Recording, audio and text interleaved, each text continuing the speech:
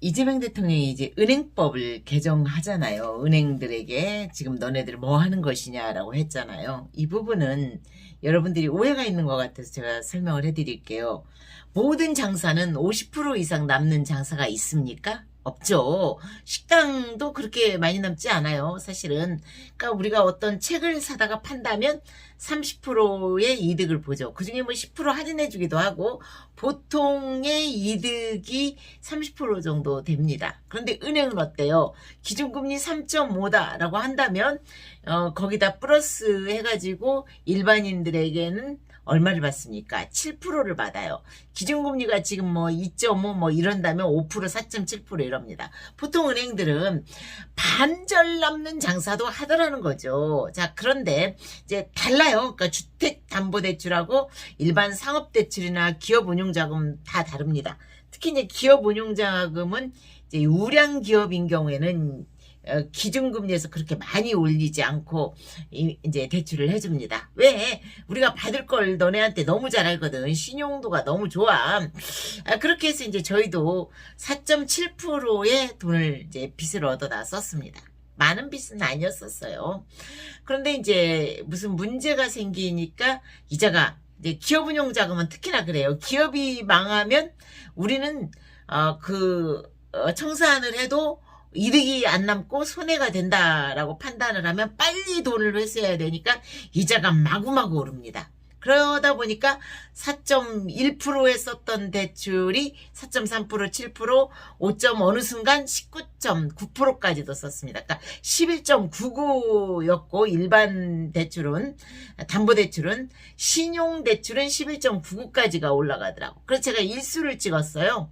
매일매일 은행에 다니면서 일수를 찍었습니다. 그러니까 이재명 대통령께서 문제 삼는 건 이런 부분들을 굉장히 중요시하는 거예요. 그러니까 너네가 기준금리 2.5에 한국은행으로부터 돈을 빌렸다면 거기다가 뭐 0.5, 1 이렇게 해서 30%뭐 이렇게 봐야 되는데 너네 뭐 비용이랄지 또 감가상각, 그러니까 위험상각 뭐 이렇게 해가지고 여기 플러스 하지.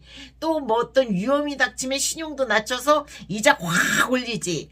악착같이 뜯어내지. 그러니까 그걸 한정근담보 너무 어렵게 들어가나요? 그러니까 내가 어떤 부동산을 담보로 해서 대출을 받으면 한정근담보라고 합니다. 그 부동산에만 해야 되지만 신용도 낮추고 이자 올려서 받고 그 다음에 또 못 받은 돈을 또 다른 부동산을 이제 공동담보나 또 뭐 추징해가지고 돈을 갚게 합니다. 끔찍하게 다니는 거예요. 끔찍하게 하는 거예요. 그러니까 우리 그러잖아요. 식당을 할 때도 음식이 남으면 그날 재고 썩으면 버리죠. 제가 이제 잠깐 식당에서 누구를 좀 도와주고 있었는데 그날 굉장히 큰 뷔페였는데 맛도 있는 그날 남은 음식들은 싹 버리더라고. 너무 아까웠어요. 그러니까 식당만 해도 그날 못 판 음식들은 재고는 다 버립니다. 근데 은행은 어때요? 버리는 것도 없잖아요. 하물며 못 받은 돈도 없잖아요. 어떻게든 해서 받아요. 그러니까 만약에 물론 이제 연체이자가 2년이라는 한정이 돼 있어요. 그러니까 모르시는 분들은 다 낼 거예요. 그러니까 어떤 부동산을 이제 근저당을 잡았어. 이게 경매가 진행됐다면 2년치의 이자만 받아야 되는데 이제 제가 어떤 이제 인천에 그 부동산 청산할 때도 보니까 2년치가 아니더라고. 다 계산해서 받았더라고요. 다. 우리 은행이 지독하긴 해요. 우리 은행이 특히 소문이 나 있기는 해. 근데 다른 은행이라고 뭐 다를까요? 우리 은행 기준으로 나는 지금 말을 하고 있는데 내가 겪어봤으니까 야, 별 끔찍한 짓을 다 하더라고요. 다 해요. 그러니까 2년치만 받아야 되는 이자이지만 그렇게 하지도 않고 어떻게든 해서 그 경매 절차하는 돈도 다 부풀려서 받는 거지. 그러니까 그런 짓을 하지 말라고 한 대통령의 발언이었어요.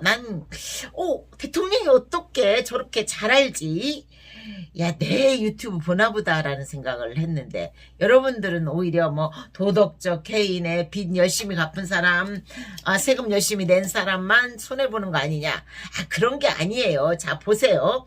빚을 못 갚아서 신용이 나빠지고 채무불이행자로 신용불량자가 되면 그 사람은 사회에 다시 재기하기가 쉽지 않죠. 일을 할 수가 없어요. 왜? 내 통장은 다 압류가 돼 있으니까. 그럼 이 사람은 사회의 그 루저로 추락하는 것이죠. 그냥 일을 못하는 거라니까요. 그러면 기초생계수급자가 되겠죠? 기초생계수급자는 결국 뭐예요? 낙인이 되겠죠. 일을 못하면 어때요? 일을 하면은 그래서 기초생계수급자도 떨어지고 뭐 어쩌니까 결국 일하지 말라는 게 되잖아요. 이게 무서운 거라니까요. 그러니까 대통령께서 이야기한 부분은 은행법을 개정해서 너네도 보통의 영업하는 사람들처럼 그렇게 정당한 그 부분까지만 우리 윤리적인 거 도덕적인 것까지만 이득으로 챙기자. 너무 악착같이. 그러니까 이 은행은 대출을 할 때 모든 재비용을 거기다 이자에다 다 플러스해서 알파로 받죠. 그러니까 기준금리가 2.5면 거기다가 3.5를 해서 6%의 이자를 받는다거나 신용이 나쁜 사람 9%, 어떤 사람들한테 19.9%를 저도 지금 대출을 하나 쓰는데 죄송하지만 이금융입니다. 부끄럽지만 19.9%입니다. 그거를 원리금을 갚아나가요. 끔찍한 일이죠. 이런 일들이 있어요. 그런데 이것들을 만약에 못 갚으면 어떻게 되냐. 끝까지 따라가고 자식까지 따라간다는 거죠.